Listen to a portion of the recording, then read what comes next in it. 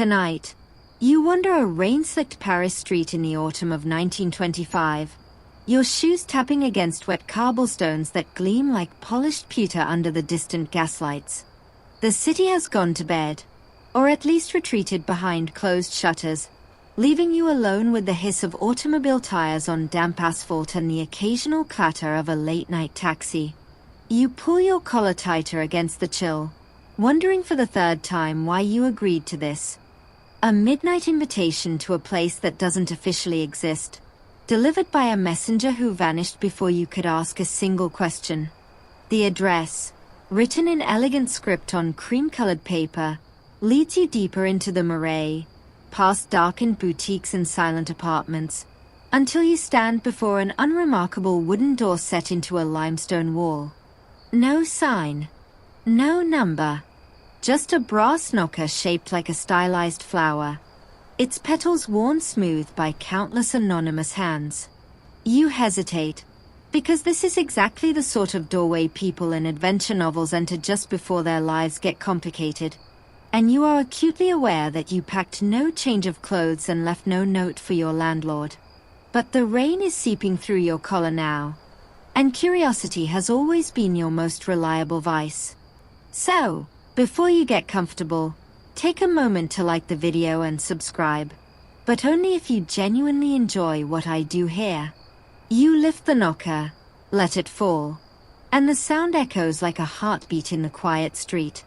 The door swings inward without a creak, as if it has been expecting you, and you step from the damp Paris night into a world that smells like nothing you have ever encountered. The warmth hits you first, a gentle, enveloping heat that carries on its back an overwhelming symphony of aromas.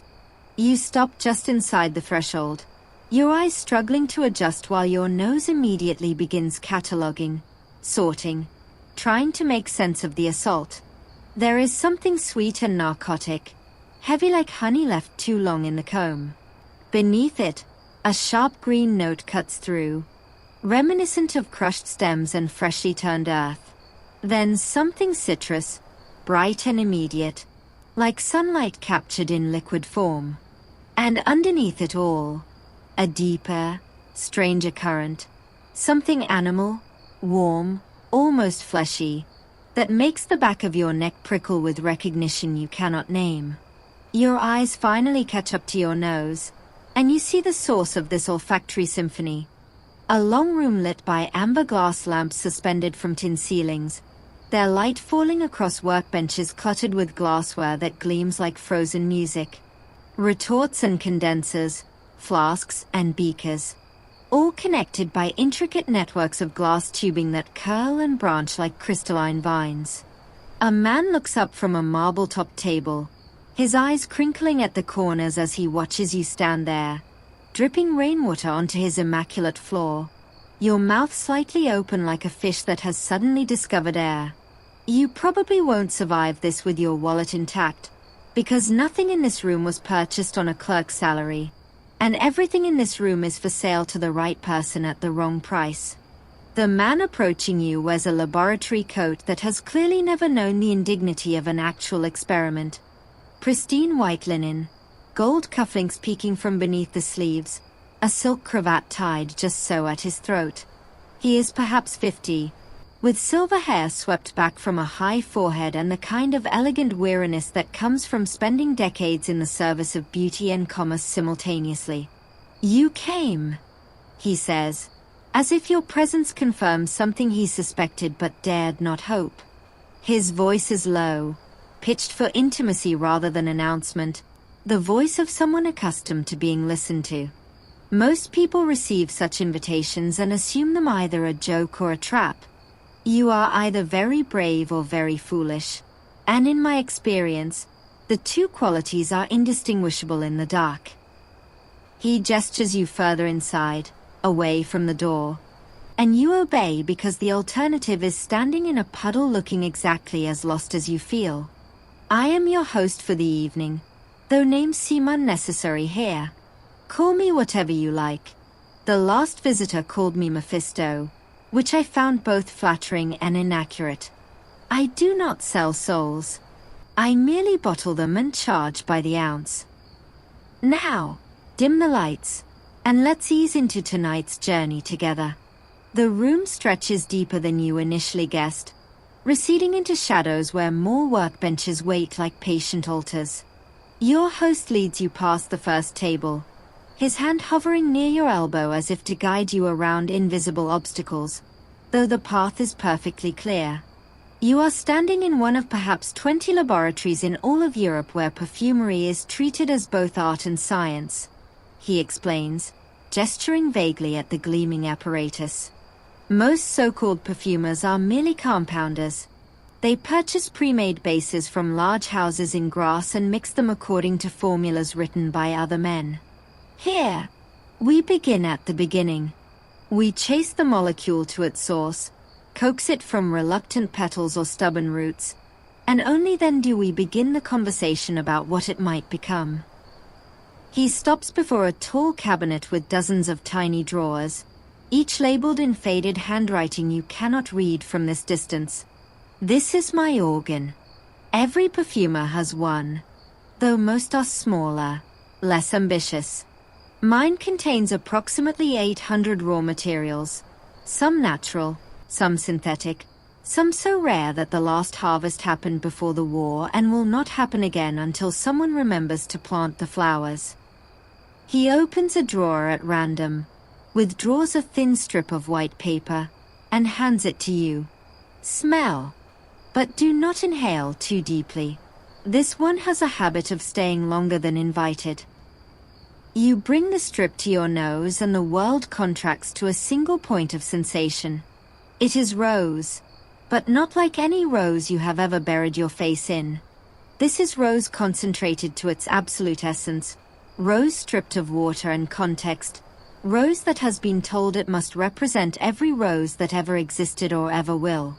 It fills your head completely, pushing out thoughts of rain in Paris and the lateness of the hour, leaving only this impossible flower blooming behind your eyes.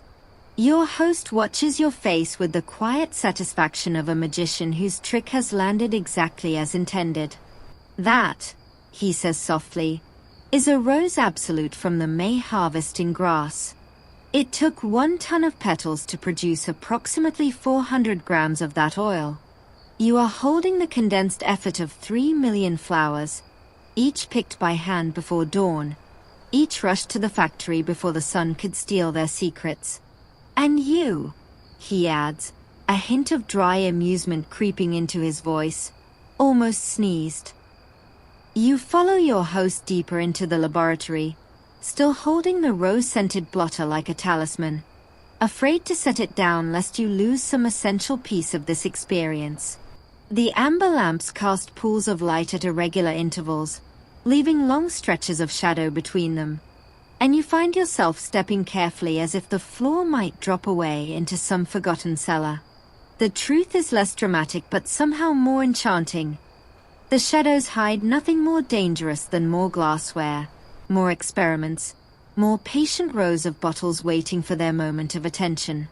Your host notices your careful steps and smiles, that same crinkling at his eyes that suggests he finds your wonder genuinely endearing rather than merely amusing. You need not fear the dark here, he says, his voice carrying easily despite its low volume. Nothing in this room bites, though some things might stain your clothing permanently. I recommend keeping your hands away from the marble tables unless you enjoy explaining to your tailor how bergamot oil came to reside on your cuffs. He pauses beside a long wooden table that stretches nearly the length of the room, its surface crowded with glass vessels of every conceivable shape and size. This is where the real work begins. What you just experienced, the rose absolute, that is the result of weeks of labor, of petals picked and transported and processed with exquisite care. But before the absolute, before the finished oil, there is the tincture. He lifts one of the glass vessels from the table and holds it toward the nearest lamp, and you see that it contains a pale liquid in which something floats, something that might once have been a flower but is now reduced to a ghost of itself, translucent and resigned. Alcohol, your host explains, rotating the bottle slowly so the suspended matter catches the light. Neutral grape spirit, to be precise, distilled to such purity that it has almost no scent of its own. We place our raw materials in this spirit and we wait. Days, weeks, sometimes months. The alcohol slowly draws out the fragrant molecules, coaxing them from their vegetable prisons, until eventually the liquid contains everything the flower had to offer and the flower itself becomes merely a husk, a container whose purpose has been fulfilled. He sets the bottle back in its place among dozens of identical vessels, each containing its own pale ghost, its own suspended harvest. This is maceration, the oldest trick in our book. The ancient Egyptians did something similar with wine and crushed petals, though their results were considerably less refined and considerably more intoxicating in the other sense. We have merely perfected what they began. You lean closer to examine the rows of tinctures, fascinated by the variety of what floats within them. Here, something that might be violet petals, their purple faded to brown. There, what looks like crushed vanilla pods, their black seeds suspended like tiny stars in the pale alcohol. Farther down, vessels containing what appear to be roots or bark, chunks of wood, even something that might be moss scraped from some distant forest floor. Each bottle is labeled in that same faded handwriting, dates and places and notations you cannot decipher, a library of botanical memory waiting to be translated into scent. Your host watches you examine them with the patience of a teacher accustomed to students who ask too many questions, though you have not yet spoken a word. Every one of those tinctures tells a story, he says quietly. That violet came from a garden outside Florence that has belonged to the same family for 4 centuries. The vanilla arrived in a leather satchel from Madagascar, carried by a sailor who traded it for a bottle of our finest extrait. The oak moss was scraped from trees in the forest of Fontainebleau by a woman who has supplied us for 30 years and who will tell you, if you ask, that the moss prefers the north side of certain oaks and will not grow elsewhere no matter how you coax it. He reaches past you to tap a bottle containing something that looks like tiny yellowed flakes. This one is perhaps my favorite. Tonka beans from Brazil, cured in rum for a year before they ever reached us. The scent they produce is like almonds and vanilla and something darker, something almost like hay drying in a summer field. But you cannot rush them. You cannot demand they reveal themselves before they are ready. The beans decide. They always decide. Historians still argue whether the ancient world truly understood distillation or merely stumbled upon its effects accidentally, but your host has no patience for such scholarly debates. They knew enough, he says, waving dismissively at the question you haven't asked. They knew that if you left flowers in oil long enough, the oil would eventually smell of flowers. They knew that if you pressed certain roots, you could capture their essence. They did not need to understand molecules to understand results, just as you do not need to understand music to be moved by a symphony. He gestures toward the far end of the table, where the bottles give way to something altogether stranger. Shallow, rectangular trays stacked in neat columns, each tray covered by a glass lid through which you can glimpse something that looks disturbingly like solid fat. And then there is enfleurage, the most patient, most absurd, most beautiful method we possess. Come, see. You follow him to the trays and look down through the glass at a surface of pure white grease, smooth as fresh cream, in which faint shapes are pressed, the outlines of flowers, hundreds of them, arranged in careful rows like soldiers sleeping in formation. Cold fat, your host explains. Purified animal fat, rendered and washed until it has no scent of its own. We press the flowers into the fat, fresh every morning, and leave them there. The fat absorbs their scent, greedily, helplessly, because fragrance molecules are soluble in fat in a way they are not in water. Each day, we remove the spent flowers and press in fresh ones. We do this for weeks, sometimes months, until the fat can hold no more, until it has become a solid block of captured summer. He lifts one of the glass lids and you lean closer, catching the faintest whisper of jasmine rising from the pale surface. Then we wash the fat with alcohol, which draws the fragrance from the grease, and we are left with the absolute, the same essential oil you smelled in that rose, but captured through a process so laborious, so demanding, that only a handful of houses still practice it. It is absurd, he repeats, and there is genuine affection in his voice. Completely absurd. We could achieve nearly the same result with modern solvents in a matter of hours. But we do it this way because some flowers insist, and because the result is just slightly, imperceptibly better, and because there are still people willing to pay for that imperceptible difference. You look at the trays, at the thousands of tiny flower faces pressed into their greasy beds, and you try to calculate the labor this represents, the picking, the pressing, the replacing, day after day after day. Your host reads your thoughts in your expression and nods slowly.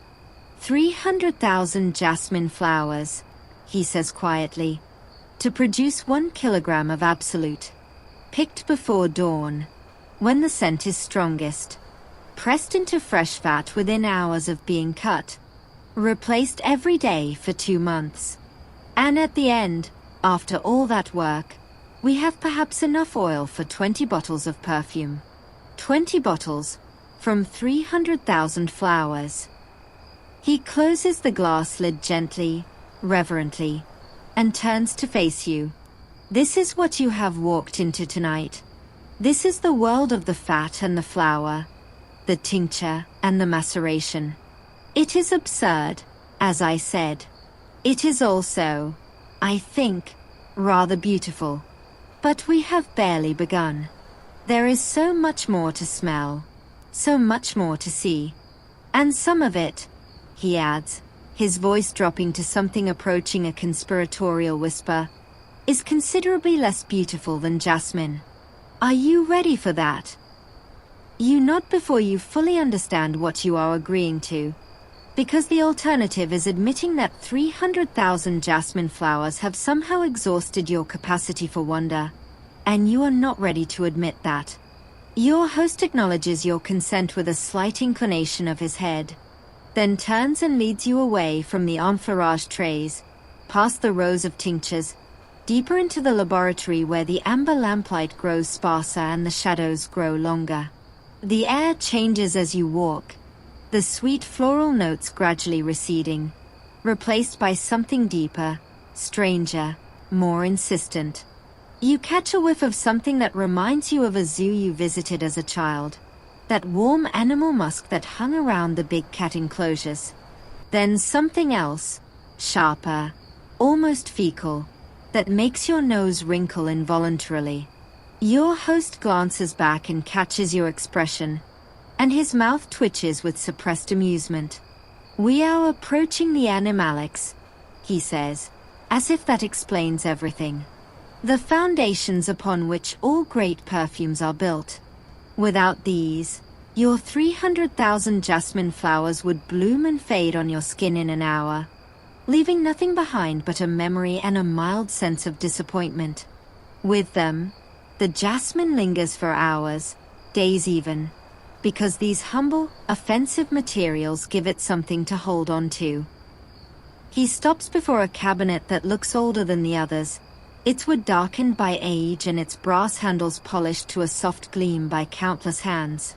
This cabinet has no glass doors, no windows through which you might glimpse its contents, just solid wood panels and that faint, insistent smell that grows stronger as your host produces a key from somewhere within his pristine coat and fits it into the lock.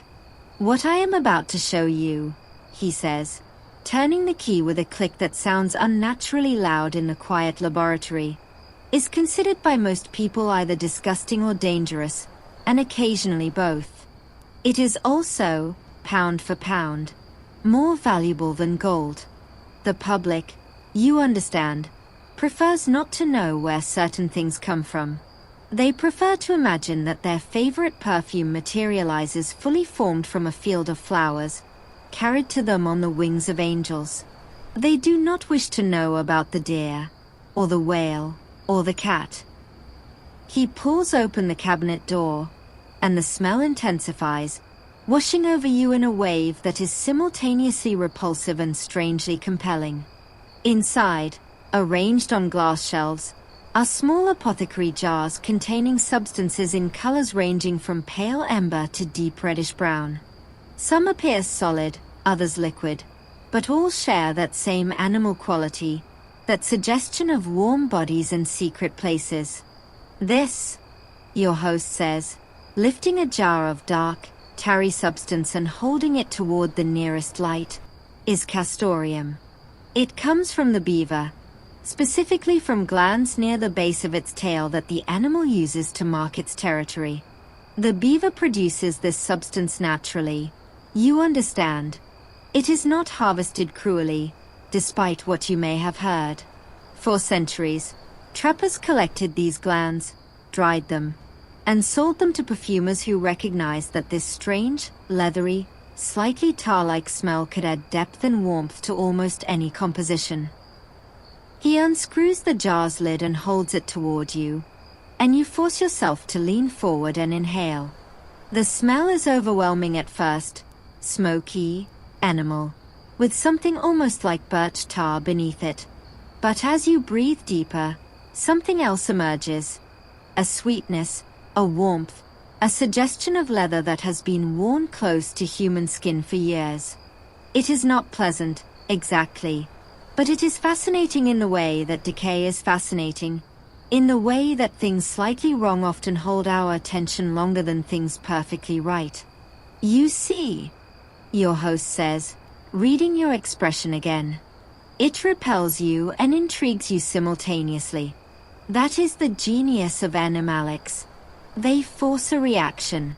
They demand that you pay attention. He returns the castoreum to its shelf and selects another jar, this one containing a pale, waxy substance that looks almost like old honey. Ambergris, he says, and his voice holds a note of genuine reverence. The most romantic, the most improbable, the most expensive raw material in our entire palette. It is produced by sperm whales, though the whale itself has nothing to do with its production in the sense you might think. Ambergris forms in the whale's digestive system as a response to certain indigestible materials, the beaks of giant squid, primarily, which the whale cannot pass and cannot process. Over time, the whale coats these irritants with a fatty secretion that hardens and eventually, years later, is expelled. It floats on the ocean for years more, cured by sun and salt, until it washes ashore or is found floating by lucky sailors.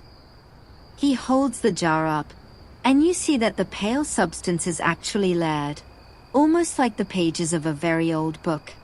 When fresh, it is frankly fecal.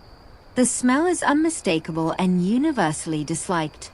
But aged, cured, transformed by its long journey through ocean and time, it becomes this: warm, salty, slightly sweet, with a quality perfumers call efflorescence that cannot be adequately described.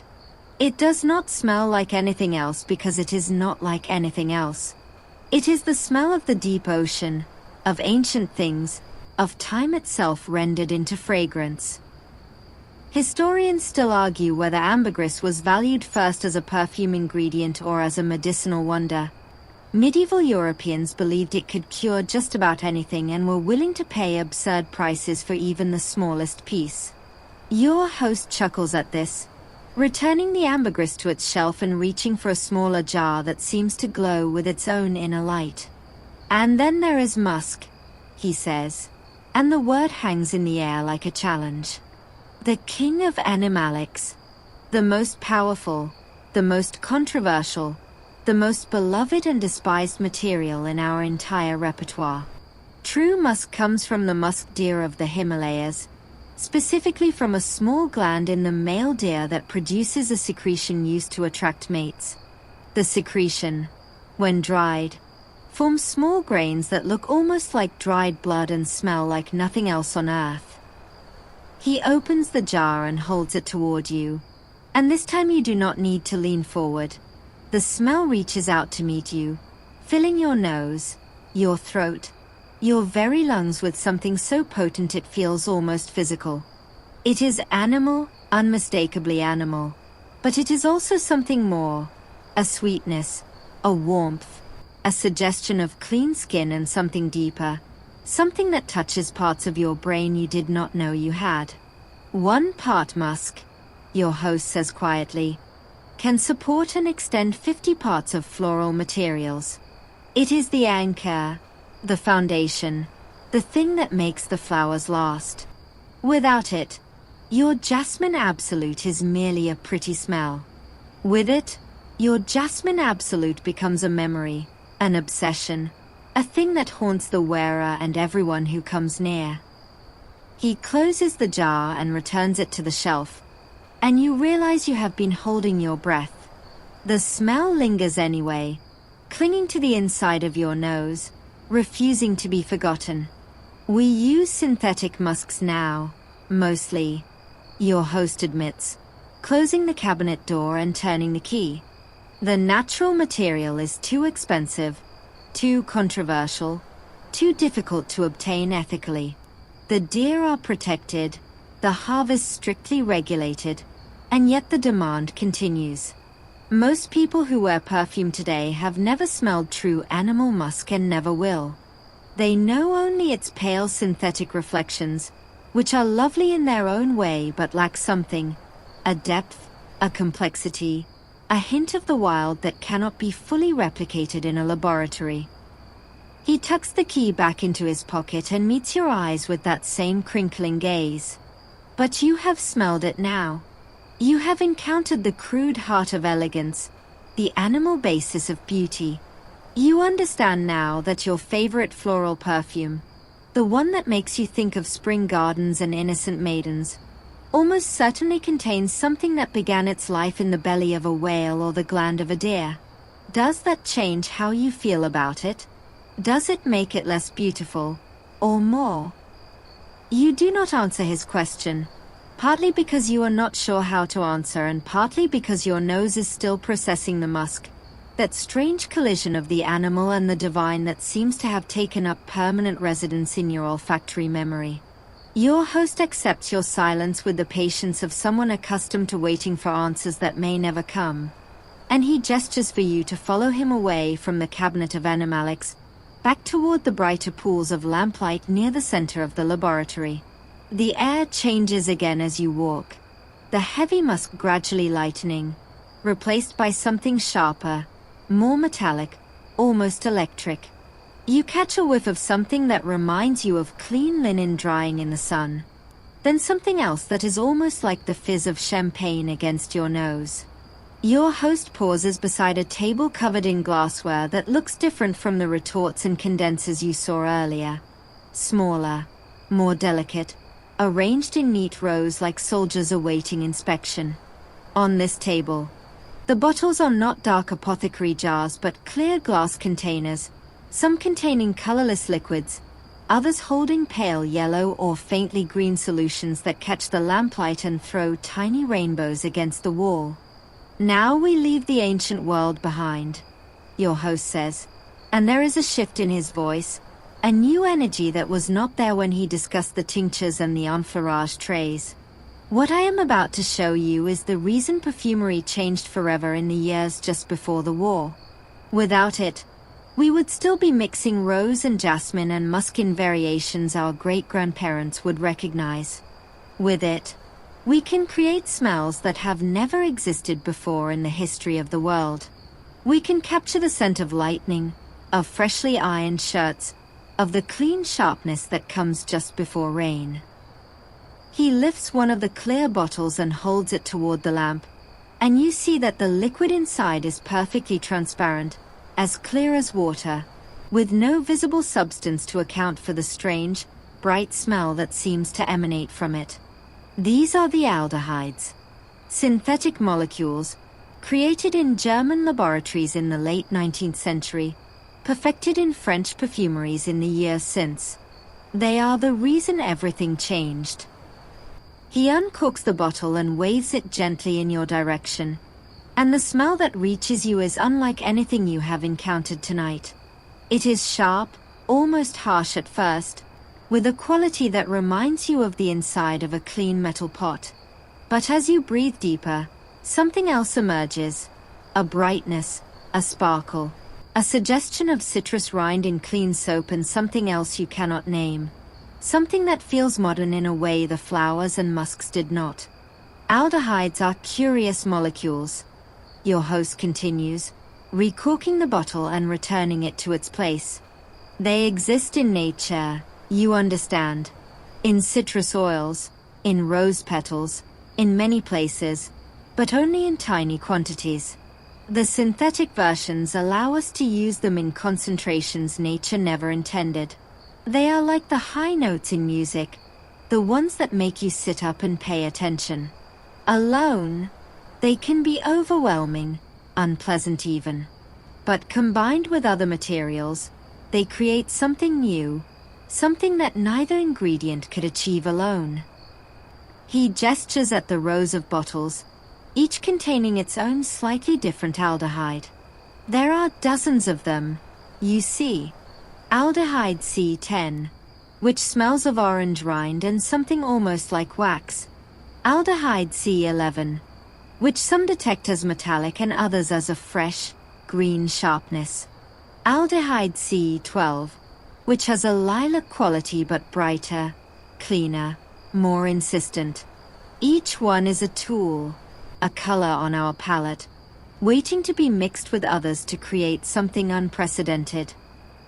You lean closer to examine the bottles, fascinated by the idea that these perfectly clear liquids, these molecules that never existed before chemists imagined them into being, can smell of anything at all. Your host watches you with that familiar expression of gentle amusement, the one that suggests he has watched countless visitors go through exactly this realization. The public does not know what to make of synthetics, he says. There is a romance to the natural, an assumption that what comes from a flower must be superior to what comes from a laboratory. And in some cases, that assumption holds true. No synthetic has ever perfectly captured the complexity of a real rose absolute. But the aldehydes do something different. They do not try to imitate nature. They create something nature never thought of, something that could only exist because human beings decided to rearrange the world to suit their noses. He picks up another bottle, this one containing a pale yellow liquid, and holds it toward you. This is aldehyde C14, which is not actually a C14 aldehyde at all. Naming conventions in chemistry are, shall we say, flexible. It smells of peach, but a peach that has been cleaned and polished and presented on a silver tray. A peach that never existed in any orchard, but that your brain accepts as somehow more peachy than any real peach could be. Historians still argue whether the first aldehyde perfume was created by accident or design, whether the perfumer who combined them with floral notes in unprecedented quantities knew what he was doing or simply made a fortunate mistake. Your host has his own opinion, which he shares as he leads you away from the aldehyde table toward a small workspace set with blotting papers and pipettes. The breakthrough came in 1921, though the aldehydes themselves had been available for decades before that. Perfumers had used them cautiously, in tiny amounts, as accents to natural materials.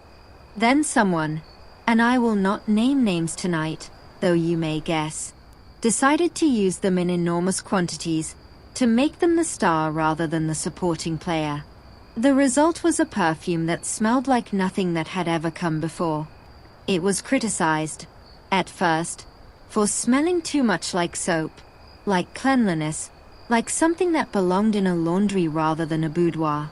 But women loved it, precisely because it did not smell like the past. It smelled like the future, like the modern age, like the liberated woman who smoked in public and drove automobiles and cut her hair short. He gestures for you to sit on a high stool beside the workspace, and you obey, suddenly aware that your legs are tired from standing and your nose is tired from smelling and your brain is tired from trying to process everything you have encountered. You have smelled the past, your host says, arranging blotting papers and bottles before you. The tinctures and enfleurage, the animalics that have been used for centuries. Now you have smelled the future, or at least one version of it.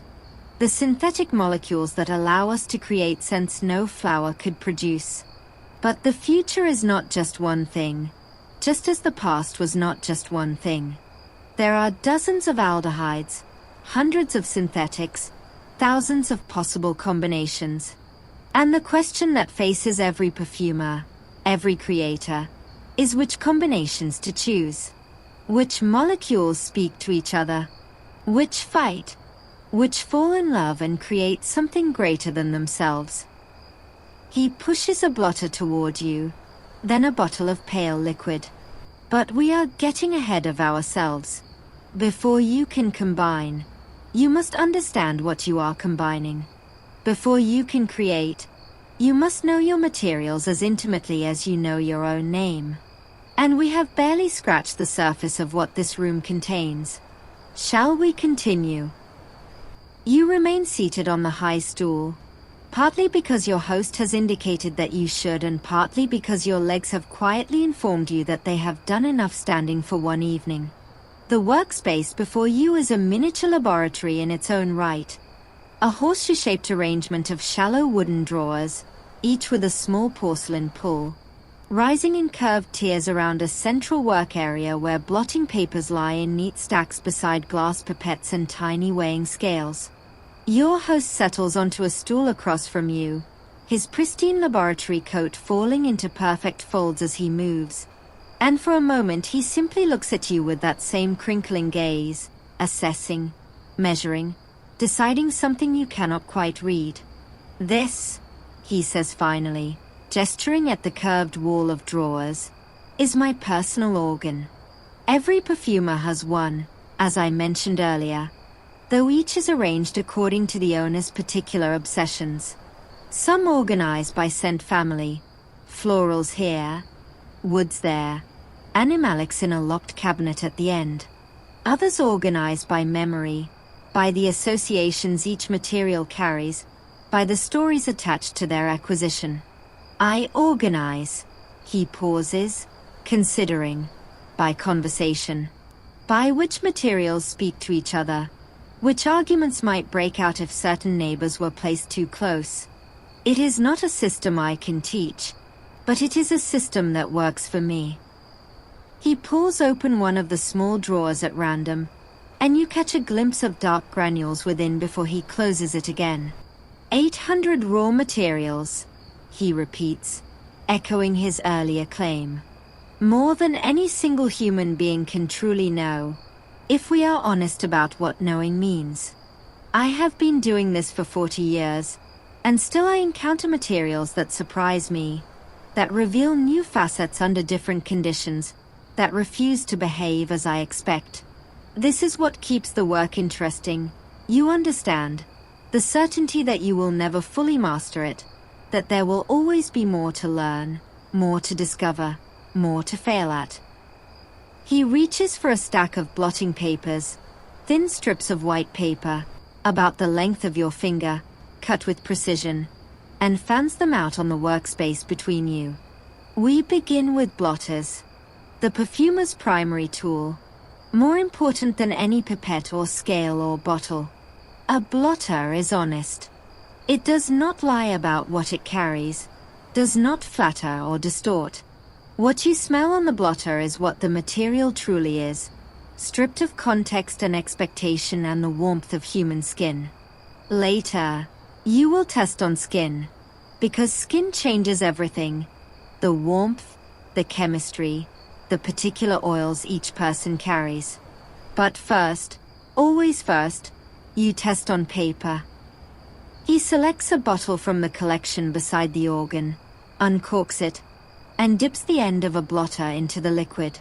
Then he holds it toward you, and you lean forward to inhale, recognizing immediately the bright, sharp citrus of bergamot, the same note that perfumers have used for centuries to open their compositions, to greet the nose before leading it deeper into the fragrance. Top notes, your host says, watching your reaction. The first impression. The materials that greet you when you initially encounter a perfume. Bright and immediate and impossible to ignore. They are also, inevitably, the first to leave. Most top notes evaporate within 15 to 30 minutes, fading as the heart of the perfume reveals itself. Bergamot, lemon, neroli, certain green notes and light aldehydes. These are the greeters, the hosts who welcome you to the party before disappearing to attend to other guests. He sets that blotter aside and reaches for another bottle. This one containing a pale yellow liquid that you recognize from its heavy, narcotic quality even before you bring it to your nose. Jasmine, unmistakably jasmine, but softer now, warmer, with a honeyed quality that was not present in the earlier Rose Absolute. Heart notes, he continues. The soul of the perfume. These materials emerge as the top notes fade, and they remain for hours, carrying the central theme of the composition. Jasmine, rose, ylang ylang, most florals, many spices. These are the heart, the reason the perfume exists, the story it means to tell. They do not shout like the top notes. They persuade, seduce, reveal themselves gradually to those patient enough to wait. He sets the jasmine blotter beside the bergamot, and you notice that the two smells, while distinct, are already beginning to mingle in the air between them, creating a third scent that is neither one nor the other but something new.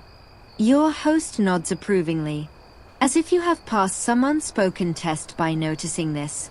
They speak to each other, he says quietly. Even on paper, even without skin to warm them, they reach across the space between blotters and begin their conversation. This is what we mean when we talk about perfume as composition, not just mixing ingredients, but facilitating conversations, encouraging relationships, sometimes engineering arguments that resolve into harmony. He reaches for a third bottle, this one containing a dark amber liquid that you recognize from its earlier assault on your senses. The musk blotter joins the others, and now the conversation changes entirely. The bright bergamot seems to dim slightly, the lush jasmine gains depth and staying power, and the whole arrangement shifts towards something warmer, more animal, more insistently present. Base notes, your host says softly. The foundation. The materials that remain long after the top notes have fled and the heart notes have begun their slow fade. Musk, vetiver, sandalwood, patchouli, the animalics you met earlier, the heavy resins and balsams that cling to skin for hours, sometimes days. These are what you remember when the perfume is gone. The ghost that remains, the memory that lingers. He leaves the three blotters arranged on the workspace between you, their scents mingling and shifting as you watch, and you find yourself fascinated by how the simple act of placing them near each other has transformed each individual smell. The bergamot is still bergamot, but it is bergamot in conversation with jasmine and musk, bergamot that has been given context and depth. The jasmine is still jasmine, but it is jasmine supported by musk and brightened by citrus, jasmine that has been lifted and anchored simultaneously. And the musk is still musk, but it is musk softened by flowers, musk that has been domesticated just enough to enter polite society without losing its essential wildness. This, your host says, gesturing at the three humble strips of paper, is everything. Top, heart, base. The structure upon which all perfumes are built, from the simplest eau de cologne to the most complex extrait. Get this right, and you have a foundation. Get this wrong, and nothing else matters, because the perfume will collapse into chaos as soon as it touches skin. He reaches across the workspace and gently pushes the blotters closer together, until they are almost touching, and the combined scent intensifies, becoming something that is clearly more than the sum of its parts. "Your turn," he says, and there is something in his voice that might be challenge or might be invitation. "Choose 3 materials. Any 3. And let us see what conversation they wish to have." You look at the curved wall of tiny drawers, at the hundreds of small porcelain pulls, each promising a different olfactory world, and you feel something between excitement and paralysis. 800 raw materials. 800 possible conversations waiting to happen, and you are supposed to choose 3 as if this were a simple matter of preference rather than an impossible decision that could occupy the rest of your natural life. Your host watches your hesitation with that familiar crinkling amusement, but he does not rush you, does not offer suggestions, does not do anything except wait with the infinite patience of someone who has spent decades learning that some things cannot be hurried. You reach out finally, almost at random, and pull open a drawer near the center of the organ. Inside, you find pale yellowish crystals that look almost like coarse salt, and when you lean closer, the smell that rises to meet you is warm, sweet, vanillic, but with something else beneath it, something resinous, almost medicinal, that keeps the sweetness from becoming cloying. Your host nods approvingly. "Vanillin," he says. "Synthetic, though the molecule is identical to what you would find in a vanilla pod. We use both, depending on what the composition requires. The natural material is more complex, more irregular, full of small imperfections that add character. The synthetic is cleaner, stronger, more reliable. Both have their place." You set the vanillin aside and reach for another drawer, this one containing what looks like tiny brown shavings, almost like sawdust but darker, richer. The smell that emerges is immediately recognizable.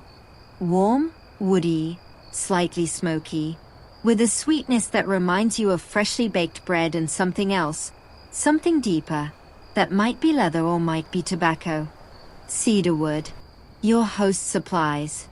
Atlas cedar, specifically, from the mountains of Morocco. The trees grow slowly, in harsh conditions, and the wood contains this scent as a kind of memory of survival. It is a base note, as you might guess, heavy, lasting, grounding. It will support whatever you place above it, but it will also insist on being itself, on reminding you that wood was here before flowers and will remain after they have faded. You add the cedarwood blotter to your growing collection, then hesitate before reaching for a third drawer. Your host's eyes follow your movements, but his expression remains neutral, offering neither guidance nor judgment. You choose finally, pulling open a drawer near the bottom of the organ, and find yourself looking at small brown beans that could almost be coffee except for their sweeter, more complex smell. "Tonka," your host says, and there is warmth in his voice now, the affection of someone greeting an old friend. "From Brazil, cured in rum, as I mentioned earlier. It contains coumarin, which smells of hay and almonds and vanilla and something else that has no name. It is the smell of summer drying into autumn, of fields ready for harvest, of warmth fading into memory." You arrange your 3 blotters on the workspace, dipping each into its corresponding bottle and setting them in a row as your host did with his bergamot, jasmine, and musk. The vanillin is sweet and comforting, the cedarwood is warm and grounding, the tonka is complex and slightly mysterious, and together they create something that is immediately greater than the sum of its parts. The vanillin softens the cedar's woody edges, the cedar gives the vanillin something to hold on to, and the tonka weaves between them both, adding its hay-like sweetness, its almond warmth, its indefinable something that makes you want to keep smelling, keep exploring, keep trying to understand what exactly you are experiencing. Your host leans forward, inhales gently, and nods slowly. A good start, he says. Safe choices, perhaps vanilla, wood, tonka are natural companions, unlikely to fight or disappoint. But safe is not wrong, especially when you are learning. You have built a foundation. Now let us see what happens when we complicate it. He reaches past you to the organ and pulls open a drawer you had not noticed, high up on the curved wall, almost out of sight. From it he withdraws a small bottle containing a pale green liquid that seems to glow faintly in the lamplight. He dips a fresh blotter and places it beside your three. And immediately the conversation changes. The new smell is sharp, green, almost aggressively fresh. It reminds you of crushed tomato leaves, of cut grass, of the stems of flowers rather than the blossoms themselves. It cuts through the warm sweetness of your vanillin and tonka, adding an edge, a tension, a question that was not there before. Galbanum, your host says quietly, a resin from a Persian plant, used since ancient times. It is challenging, you see. It does not merely complement, it disrupts.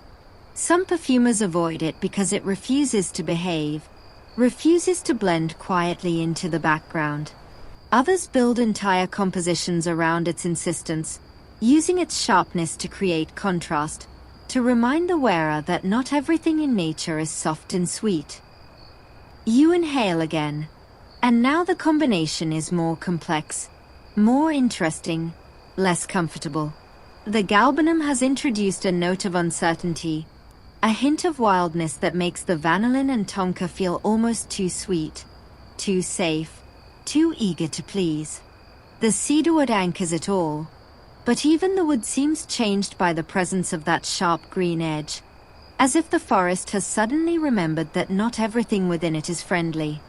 Historians still argue whether ancient perfumers understood the psychological effects of such contrasts, whether they deliberately used challenging notes to create tension and release, or whether they simply used what they had and let later generations impose theories upon their accidents. Your host has his own opinion, which he shares as he adds another blotter to the collection, this one containing something pale and floral that you do not immediately recognize. The best compositions, he says, contain an element of friction. Not enough to repel, but enough to intrigue. Enough to make the wearer pause, to wonder, to return again and again trying to understand. A perfume that is merely pretty is quickly forgotten. A perfume that contains a question, a mystery, a small discomfort. That perfume lingers in the memory long after the scent itself has faded. He gestures at the growing collection of blotters, now 5 in number. Their combined scent filling the air around you with something that is neither simple nor easily described. You are learning the first lesson of the perfumer, that creation is conversation, that every material speaks and must be listened to, that the art lies not in imposing your will upon the materials but in discovering what they wish to become when placed in each other's company. You look at the blotters, at the simple strips of paper carrying their invisible burdens, and you realize that you have been holding your breath. When you exhale, the scent shifts again, as if your own breath has stirred the molecules and rearranged them into new combinations. Your host smiles, that same crinkling at his eyes, and reaches for a fresh stack of blotters. We have barely begun, he says, but you are starting to understand. And understanding, in this work, is everything. Shall we continue? You nod, because of course you will continue. You have traveled too far into this world to turn back now, have smelled too many impossible things to settle for the ordinary sense of the world outside this laboratory. Your host acknowledges your consent with a slight inclination of his head, then rises from his stool and gestures for you to follow. You leave the blotters arranged on the workspace, their conversation continuing without you, and walk deeper into the laboratory toward a corner you have not yet explored. Here, the amber lamplight falls upon a different kind of collection. Not bottles and retorts and glassware, but shelves lined with what look like ceramic crocks, each sealed with wax and labeled in that same elegant, faded handwriting. The air in this corner is different, heavier, more botanical. You catch whiffs of lavender and rose and something sharper, more herbaceous, that you cannot quite identify. Your host stops before these shelves and turns to face you, his expression shifting into something approaching reverence. "Now we leave Paris," he says quietly, "and travel south, to a place that exists in every perfumer's imagination even if they have never visited it in body. Grasse, the capital of perfume, the city of 100 flowers, the place where the materials you have been smelling begin their journey toward becoming scent." He reaches for one of the ceramic crocks and carefully breaks the wax seal, lifting the lid to reveal what looks like a pale, thick paste within. The smell that rises is overwhelmingly floral, but with a concentration, a density, that makes it feel almost edible, like honey that has been infused with every flower that ever bloomed in a single Provençal field. "Pomade," your host explains. "The direct result of enfleurage, though this particular pomade traveled here from grass already completed. The fat has absorbed the scent of jasmine, day after day, week after week, until it can hold no more. What you are smelling is the memory of approximately 40,000 flowers, captured in this single crock." He sets the lid back in place and gestures at the shelves, at the dozens of ceramic containers waiting in their patient rows. "Grasse is not merely a place," he says. "It is a system, a method, a way of understanding what flowers can become when they are treated with sufficient reverence and sufficient capital. The climate there is perfect. Warm days, cool nights, just enough rain, just enough sun. The soil is particular, limestone and clay and something else that the farmers cannot quite explain but know in their bones. And the people have been growing flowers for perfume for centuries, passing knowledge from parent to child, learning the exact moment when a jasmine flower is ready to be picked, the precise hour when a rose contains the maximum of its scent." He picks up a small glass vial from the shelf, this one containing a pale yellow liquid rather than a solid pomade, and holds it toward the light. "This is Jasmine Absolute from Grasse, from the 1924 harvest. Last year's crop. It will be used in perfumes that will not be released until 1926 or 1927, because the materials must age, must settle into themselves, must wait for the perfumer to discover what they wish to become." You take the vial carefully, holding it as you have seen your host hold others, and bring it toward your nose. The smell is jasmine, yes, but jasmine in a way you have never experienced. It is richer, deeper, more complex than the jasmine absolute you smelled earlier, with notes that seem to shift and change as you inhale. At first, it is purely floral, that narcotic sweetness that jasmine is known for. Then something else emerges, something almost fruity, like overripe peaches or apricots beginning to ferment. Then a green note, sharp and fresh, as if the flower has brought its stem along with it. And underneath it all, something animal, a hint of the indolic compounds that give jasmine its power and its danger. The same molecules that appear in certain animalic materials and that make jasmine simultaneously beautiful and slightly disturbing. You smell the indoles, your host observes, reading your expression again. Most people do not notice them consciously, but they respond to them.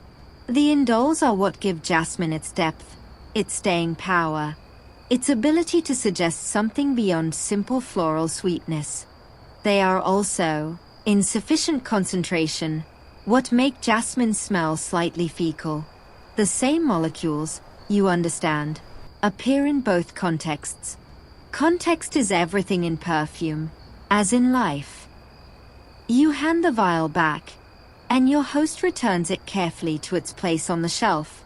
Then he reaches for another, this one containing a deep red liquid that looks almost like ruby wine in the lamplight.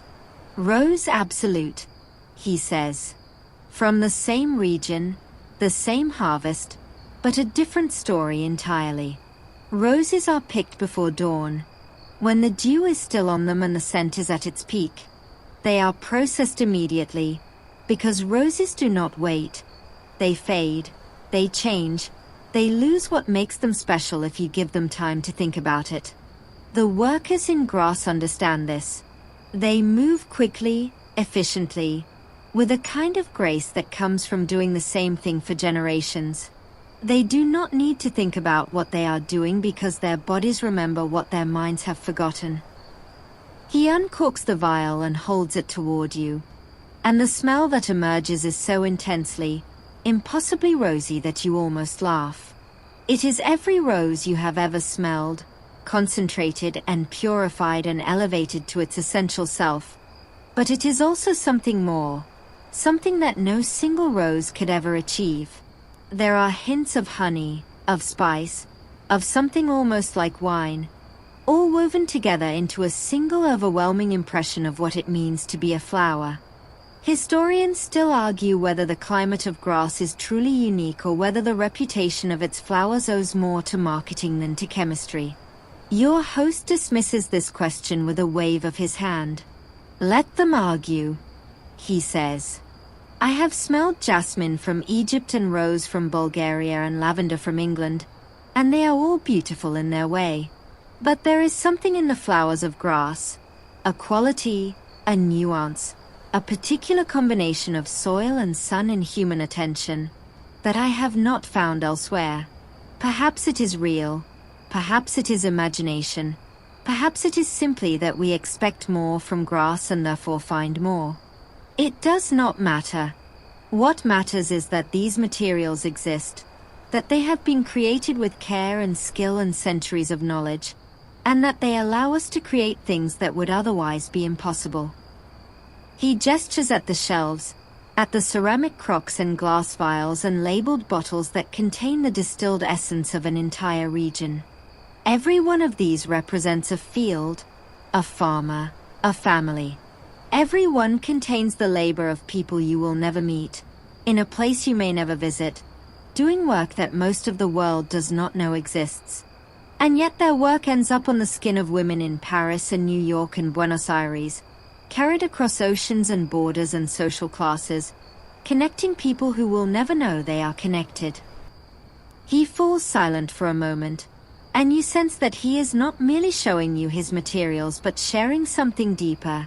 A philosophy, a way of understanding the world that has shaped his entire life. When he speaks again, his voice is softer, more intimate. You asked earlier whether knowing where perfume comes from changes how you feel about it. I did not answer then because I wanted you to discover the answer for yourself. But now I will tell you my answer. Knowing changes everything. Knowing that this jasmine absolute required 40,000 flowers changes how you wear it. Knowing that this rose was picked before dawn by a woman whose grandmother did the same work changes how you value it. Knowing that this tonka bean traveled from Brazil in a sailor's satchel changes how you understand it. Perfume is not merely smell. Perfume is story, is memory, is connection. And the more you know of the story, the richer the perfume becomes. Your host allows a moment of silence to settle between you. A pause that feels less like an ending and more like a breath before the next revelation. Then he turns from the shelves of grass treasures and leads you toward the back of the laboratory, where the amber lamplight gives way to something older, something that glows with a different quality entirely. Here, in a corner that seems almost separate from the rest of the room, stand 3 copper vessels that look like they have been transported from a medieval apothecary or an alchemist's workshop. They are shaped like large kettles with rounded bottoms and long, swan-like necks that curve downward into coiled tubes, and their copper surfaces have been polished by decades of use until they gleam like burnished gold in the low light. Your host approaches them with the same reverence he showed the grass shelves. And you understand without being told that you have arrived at something fundamental, something that connects this modern laboratory to the ancient origins of perfume making itself. These, he says, placing his hand on the largest of the copper vessels, are my alembics. They are old. The oldest dates from 1847, the youngest from 1893, and they have traveled a long way to reach this room. They came from a monastery in the Alps, where they were used to distill liqueurs and medicinal waters for nearly a century before the monks decided they preferred a quieter life and sold their equipment to a perfumer who understood its value. I acquired them 20 years ago, and I have used them ever since, because there are some things that modern equipment cannot quite replicate, some essences that require the patience of copper and flame rather than the efficiency of stainless steel and steam. He gestures for you to come closer, and you obey, peering into the rounded belly of the largest alembic.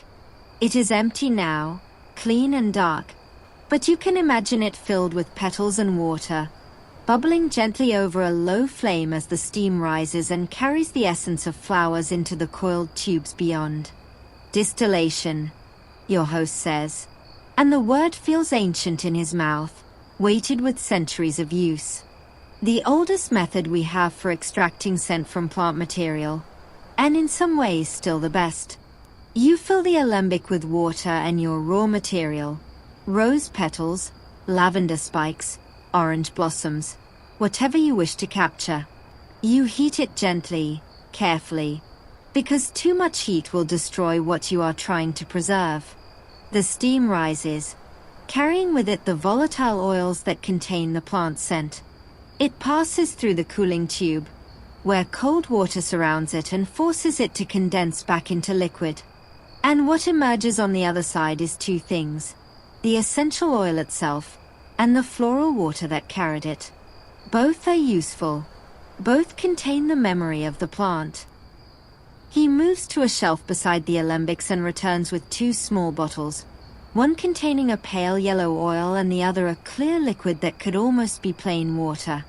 He uncorks the oil first and holds it toward you, and you recognize immediately the deep, complex rose absolute you encountered earlier, though this version seems somehow different, fresher, brighter, with a sharper edge that the enfleurage version lacked. Rose oil, your host confirms. Distilled from damask roses grown in Bulgaria, though the same process would work with any variety. Notice the difference from the absolute you smelled earlier. The distillation captures something brighter, more ethereal, while the enfleurage and solvent extraction capture the heavier, waxier components. Neither is better. They are simply different tools for different purposes. He sets the oil aside and uncorks the second bottle, the clear liquid, and holds it toward you. This smell is familiar in a different way. It is rose, unmistakably rose, but softer, more diffuse, like the memory of a rose rather than the rose itself. Rose water, he says. The byproduct of distillation, once considered waste but now valued in its own right. It contains the water-soluble components of the rose, the parts that do not separate into essential oil. It is used in cooking, in skincare, in certain delicate perfumes that want only a whisper of rose rather than its full voice. Historians still argue whether the first distillation was an intentional invention or a fortunate accident, whether some ancient observer noticed that steam rising from boiling flowers left a scented residue on cool surfaces and decided to build a device to capture more of it, or whether the process emerged gradually over centuries of trial and error. Your host has his own theory, which he shares as he leads you to a smaller alembic, this one currently set up and ready for use. I believe it was accident, he says. The kind of accident that happens when people pay attention, when they notice what the world is doing and ask whether they might encourage it to do more. Someone, somewhere, was boiling flowers for some other purpose, perhaps for medicine, perhaps for dye, perhaps simply for the pleasure of having flowers in winter. and they noticed that the steam that condensed on the cool lid of their pot carried the scent of the flowers, that the drops that ran down into a waiting vessel contained something precious. They did not need to understand chemistry to understand value. They needed only to pay attention, and to repeat what worked. He opens a drawer beneath the small alembic and withdraws a handful of dried lavender buds. Their purple color faded to gray, but their scent still sharp and clean. "I will show you," he says, and begins to fill the belly of the alembic with the dried buds, adding water from a waiting pitcher, sealing the vessel carefully before lighting the small flame beneath it. "This will take time," he warns. "Distillation cannot be rushed any more than enfleurage can be rushed. But while we wait, you can watch, and you can learn. And you can understand why this ancient method has survived despite all the modern alternatives." You pull up a stool and settle in to watch, fascinated by the simplicity of the process. Just flowers and water and heat, just copper and flame and patience. And by the knowledge that this same process, in essentially the same equipment, has been producing the essences that perfume the world for longer than anyone can remember. The alembic begins to bubble softly, a gentle, rhythmic sound that is almost hypnotic, and you find yourself relaxing into its rhythm, letting your mind drift as the steam rises and the scent of lavender begins to fill the air around you. The lavender distillation continues its gentle rhythm, the copper alembic bubbling softly like a contented creature, and you find yourself oddly comforted by the sound. It is a patient sound, a sound that knows it has all night and is in no hurry to reach the end. Your host leaves the apparatus to its work and leads you away from the copper vessels, back toward the central workspace where the blotters still wait in their arranged conversation. But he does not stop there. Instead, he continues past the organ, past the enfleurage tables, toward a small alcove you had not noticed before, half hidden behind a velvet curtain. He pulls the curtain aside and gestures for you to enter, and you find yourself in a space that feels more like a scholar's study than a laboratory. Bookshelves line the walls, filled with leather-bound volumes whose spines bear no titles you can read. A large wooden desk dominates the center of the room, its surface covered with papers, ledgers, and what looks like a precision balance under a glass case. And on the walls, framed and hung with obvious care, are pages of handwriting so elaborate, so ornate, that they could almost be works of art in their own right. "This," your host says quietly, "is where the real work happens. Not the mixing, not the smelling, not the extraction. Those are merely preparation. The real work happens here, at this desk, with these papers, when the perfumer sits alone and decides what the perfume will become." He gestures at the framed pages on the walls, and you move closer to examine them. Each is a formula, a recipe, a list of materials and quantities written in that same elegant hand you have seen on the labels throughout the laboratory. But these are older, more formal, with annotations and corrections and the kind of careful organization that suggests documents of immense value. Formulas, your host explains, some dating back more than a century. The accumulated knowledge of generations of perfumers, preserved and protected and passed down like family heirlooms. Each one represents months, sometimes years, of work. Each one contains the decisions, the successes and failures, the inspirations and dead ends, of someone who devoted their life to this craft. He moves to the desk and lifts the glass case covering the precision balance, revealing an instrument of such delicacy that it seems almost alive. The balance is made of brass and glass, with tiny pans suspended from chains so fine they could be spider silk, and weight so small you would need a magnifying glass to read their markings. "This," your host says, "is the most important tool in this room. More important than the alembics, more important than the organ, more important than all the raw materials combined. Because without this, without the ability to measure with absolute precision, perfume is merely guesswork. With it, perfume becomes science. He reaches into a drawer and withdraws a small piece of paper, old and yellowed, covered with the familiar elegant handwriting. A formula for a Chyper composition from 1889, he says. Notice the quantities. Rose Absolute, 2.5 grams. Jasmine Absolute, 1.8 grams. Bergamot, 4.2 grams. Oak Moss Absolute, 0.3 grams. Musk, 0.15 grams. These are not approximations, not guesses, not a splash of this and a dash of that. They are precise measurements, determined through countless trials, recorded so that future generations can reproduce exactly what was created.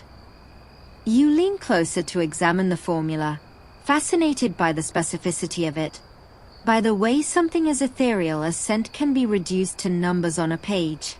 Your host watches you with that familiar expression of gentle amusement, the one that suggests he has watched countless visitors go through exactly this realization. The public imagines perfume as pure art, he says, as inspiration and instinct and the romantic genius of the perfumer. And there is art, certainly. Without art, without inspiration, the numbers are merely numbers, and the result is merely a formula rather than a perfume. But the art rests on a foundation of science, of precision, of measurement so careful that a difference of 1/10 of a gram can transform a masterpiece into a failure. The perfumer must be both poet and accountant, must dream in images and calculate in fractions, must hold in their mind simultaneously the vision of what they wish to create and the exact quantities required to bring that vision into being. He returns the formula to its drawer and closes it carefully, then gestures for you to sit in the chair before the desk. You obey, and he takes a seat across from you, the precision balance gleaming between you like an altar. You have chosen your materials, he says. Vanillin, cedarwood, tonka, with the galbanum I added to complicate them. Now comes the question of quantity. How much of each? Which will dominate? Which will support? Which will whisper in the background? These decisions are what separate the amateur from the professional, the hobbyist from the artist. He pushes a fresh stack of blotters toward you, along with a set of tiny pipettes and the bottles containing your chosen materials. You will not use the balance tonight. That requires more practice than we have time for. But you will approximate, you will experiment, you will begin to understand why the numbers matter. Historians still argue whether the great perfumes of history were created through systematic experimentation or through moments of accidental genius, whether the formulas we have inherited represent deliberate design or fortunate mistakes that were then codified into recipes. Your host has strong opinions on this question, which he shares as you begin your tentative experiments with the pipettes. Both, he says firmly. Always both. The perfumer works systematically, testing variations, recording results, building knowledge through patient labor. But within that system, there is always room for accident, for serendipity, for the moment when something unexpected happens and the perfumer is wise enough to recognize its value. The accident without the system is merely chaos. The system without the accident is merely manufacture. The great perfumes, the ones that last, the ones that become legends, they are born from the marriage of the two. You dip your first blotter, guessing at quantities, and bring it to your nose. The vanillin is too strong, overwhelming the cedar and tonka, reducing them to whispers. You try again, reducing the vanillin, increasing the cedar, and the balance shifts. Again, and again, each attempt teaching you something new about how these materials interact, how they fight and blend and occasionally fall in love. And all the while, in the background, the lavender alembic continues its patient bubbling, reminding you that some things cannot be rushed, that precision and patience are the twin foundations upon which this entire world is built. You lose track of time at the desk, surrounded by blotters and pipettes and the lingering ghosts of your experiments. Each attempt teaches you something new, something you could not have learned from theory alone. How the cedarwood expands to fill whatever space the vanillin leaves empty, how the tonka seems to mediate between them, softening disagreements and encouraging compromise, how the galbanum cuts through everything with its sharp green insistence, refusing to be ignored no matter how carefully you measure. Your host watches in silence, offering no guidance, no correction, allowing you to discover through failure what you could never learn through instruction. And you do fail, repeatedly. A blend that seemed promising on paper becomes mud on the blotter. Another that you were certain would work collapses into chaos. A third simply refuses to cohere. The materials remaining stubbornly separate, individual, unwilling to become a whole. But with each failure, you understand a little more, learn a little deeper, begin to sense the logic that governs these interactions even when you cannot yet articulate it. Your host finally rises, moving to a cabinet on the far wall of the study, and returns with a small bottle containing a pale green liquid that seems to glow faintly in the lamplight. "You have worked with naturals," he says, setting the bottle before you. "Vanilla from the bean, cedar from the tree, tonka from the seed, galbanum from the resin. Now try something different." He uncorks the bottle and waves it gently toward you, and the smell that reaches your nose is green, intensely, impossibly green, but not like any green you have encountered before. It is the green of freshly cut grass, yes, but also the green of tomato leaves, of violet leaves, of the stems and stalks and growing things that never produce flowers but are essential to the garden's complete picture. It is sharp, almost harsh, but with a sweetness underneath that keeps it from becoming unpleasant. "This," your host says, "is a synthetic nitrile. Specifically, a material called styrolyl acetate, though the name matters less than the effect. It does not exist in nature in any significant quantity. It was created in a laboratory, imagined into being by chemists who wanted to capture the greenness of growing things in a form more stable, more reliable, more predictable than any natural extract could provide." You dip a fresh blotter and add it to your collection, and immediately the conversation changes. The galbanum, which had been the sharpest voice in your blend, suddenly seems almost soft beside this new arrival. The nitrile is greener, sharper, more insistently fresh. It reminds you of the moment just before a thunderstorm, when the air itself seems to turn green with anticipation. It cuts through the vanilla and cedar like a blade through butter, leaving them changed, transformed, unable to return to their previous comfortable sweetness. Your host nods approvingly. "You see, the synthetics are not merely imitations of nature. They are extensions of nature, expansions of what is possible. This molecule does something that no natural material can quite achieve. It captures the idea of greenness rather than merely the reality of it. It is green in the way that a memory of spring is green, in the way that the thought of a garden is green, in the way that green would smell if greenness itself could be distilled into a single pure note." He returns to the cabinet and brings back more bottles, lining them up before you like soldiers awaiting inspection. Each contains a different synthetic material, each with its own story, its own purpose, its own reason for existing in the perfumer's palette. There is one that smells of freshly laundered linen, clean and crisp and almost metallic. Aldehyde C12, your host supplies. Though as I mentioned, the numbering is more art than science.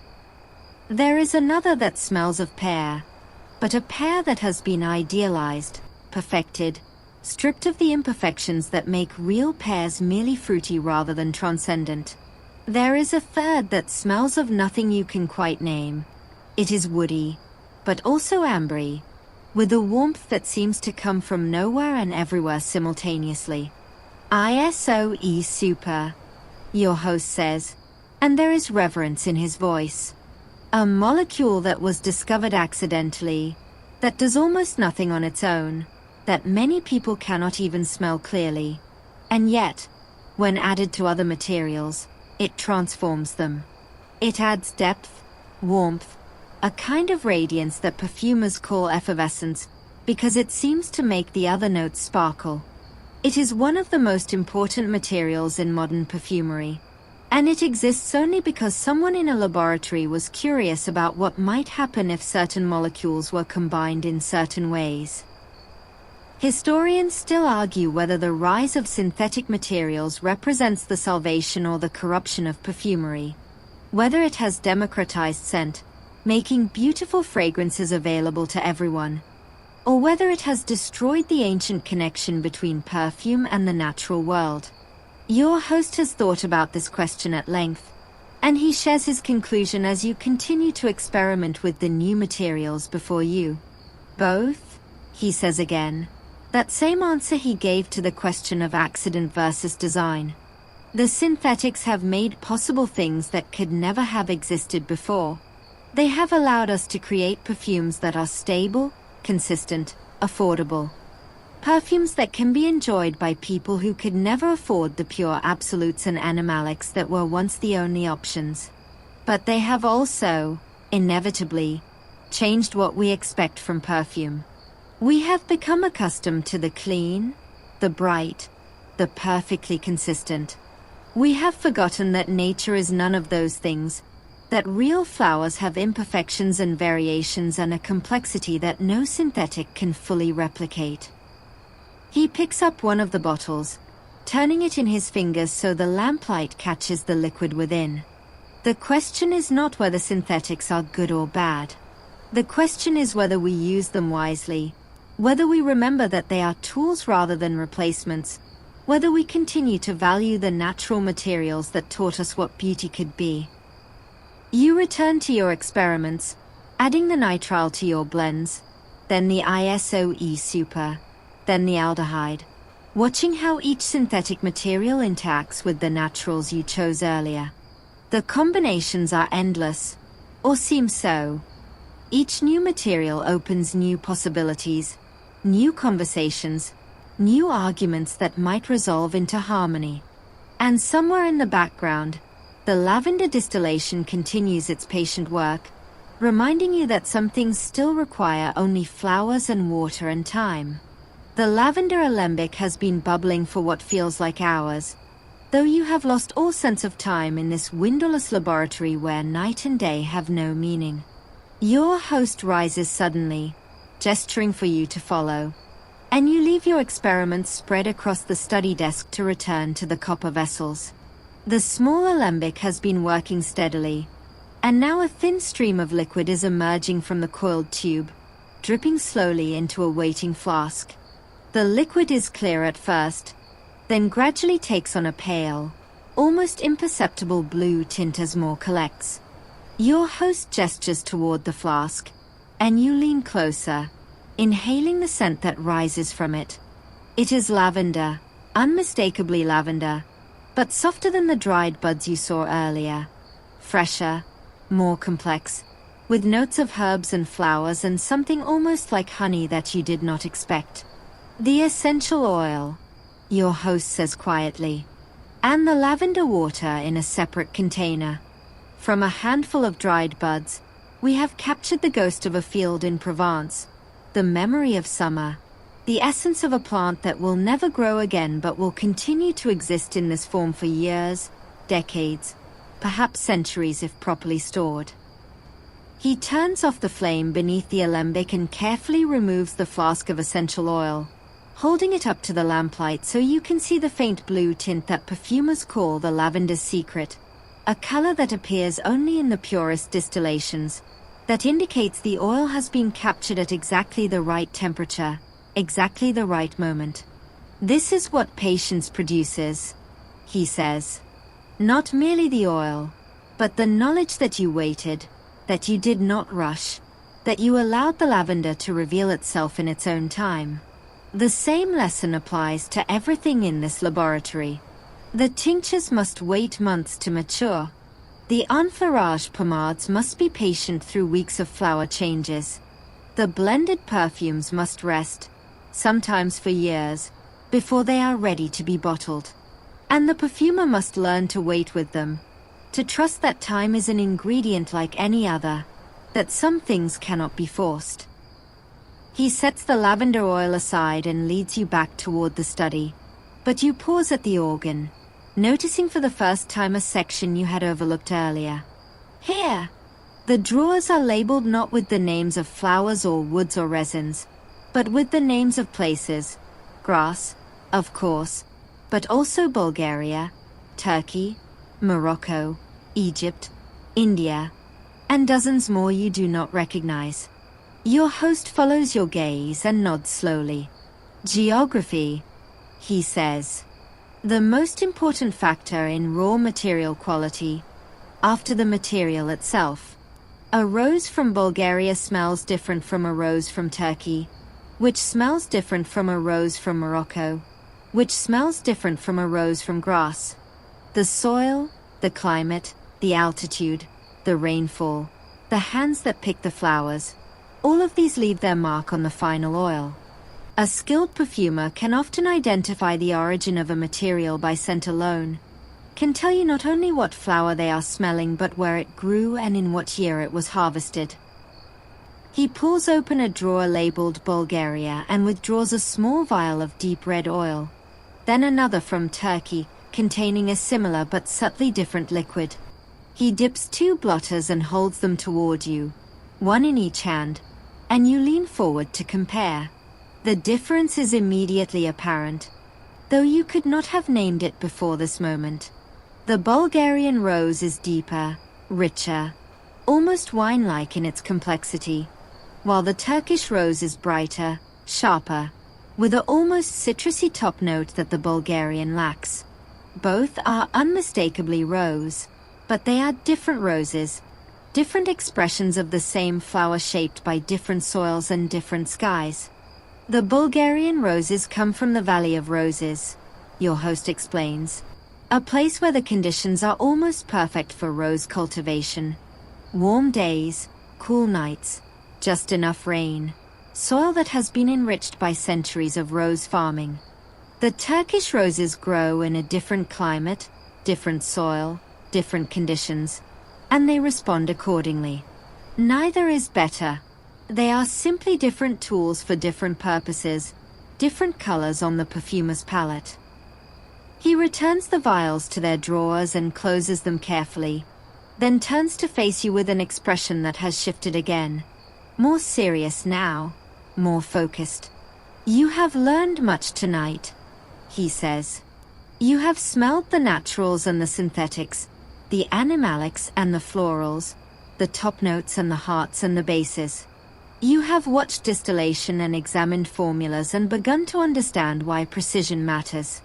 But there is one more lesson, perhaps the most important of all, and it is a lesson that cannot be taught through theory or demonstration.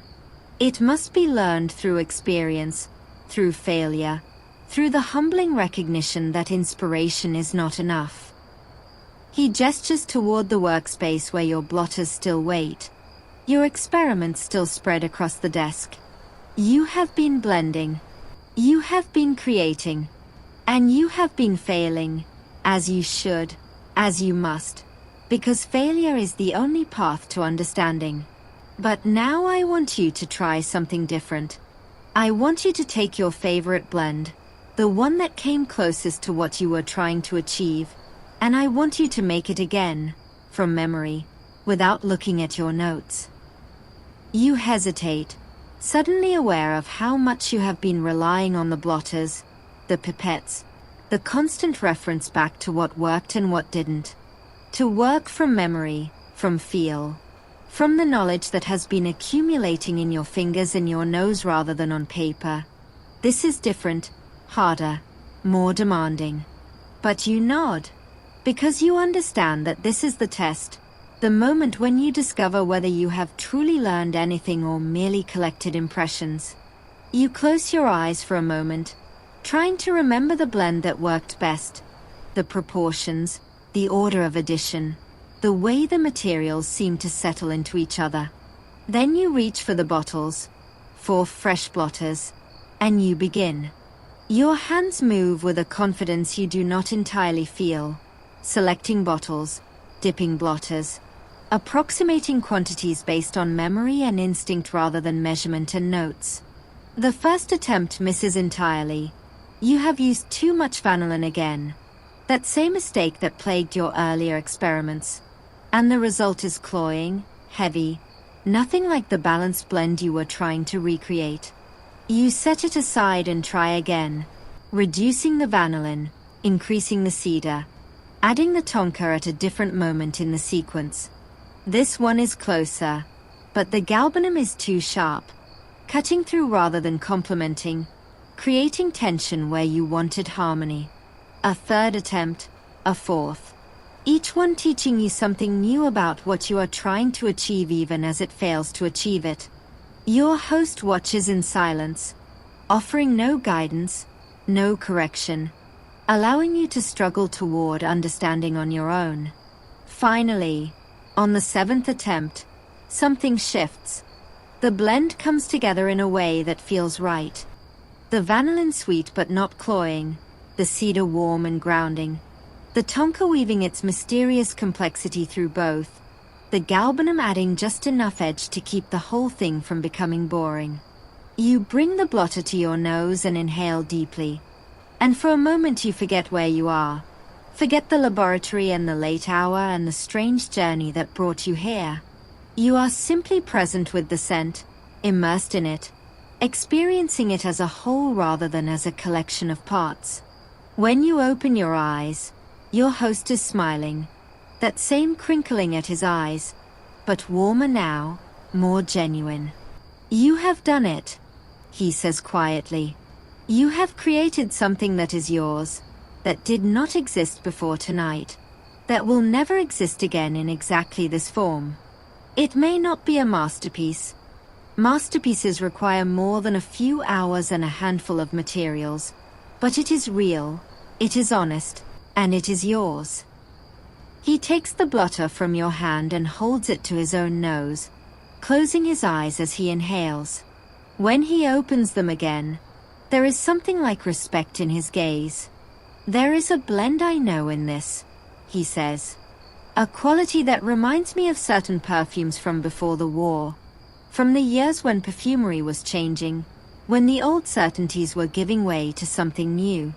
You have accidentally, through instinct or luck or some combination of both, created something that carries the echo of that transition. He sets the blotter carefully on the workspace, treating it with the same reverence he showed the grass absolutes and the antique formulas. But we are not finished. You have learned to blend, to create, to fail and try again. Now you must learn to place your work in context, to understand that no perfume exists in isolation, that every creation is shaped by what came before.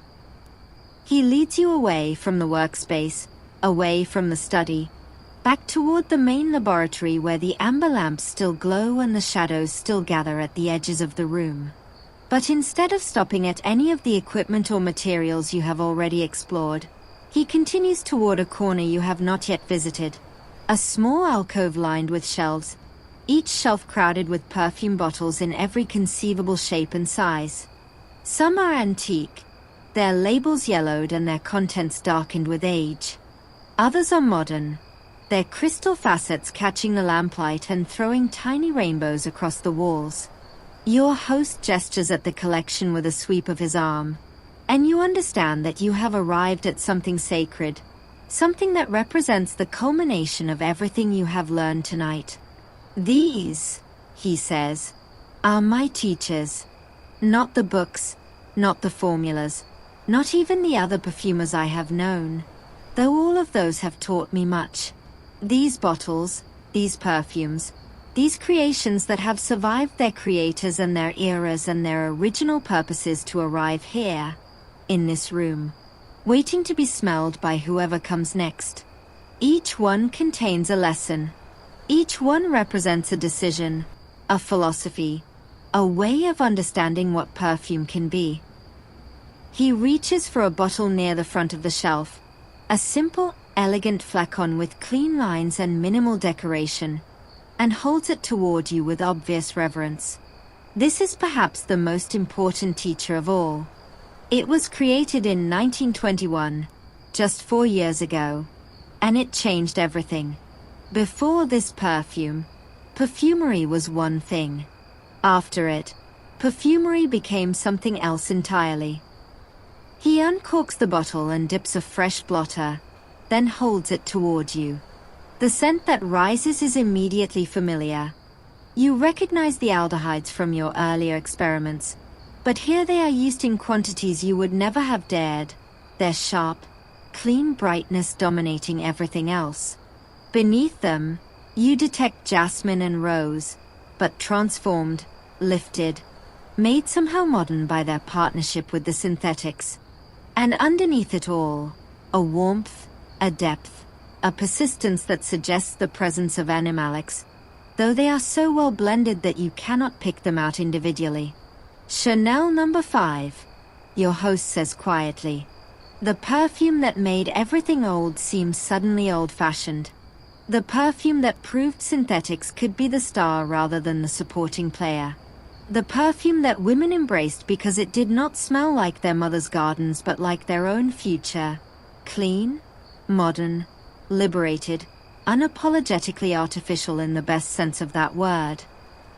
Historians still argue whether Chanel herself truly understood what she was creating, whether she deliberately set out to revolutionize perfumery or simply trusted her perfumer's instincts and happened upon genius. Your host has his own opinion, which he shares as he returns the bottle to its place and selects another. This one older, more ornate, its crystal stopper worn smooth by decades of use. The debate misses the point, he says. What matters is not what Chanel intended but what her perfume achieved.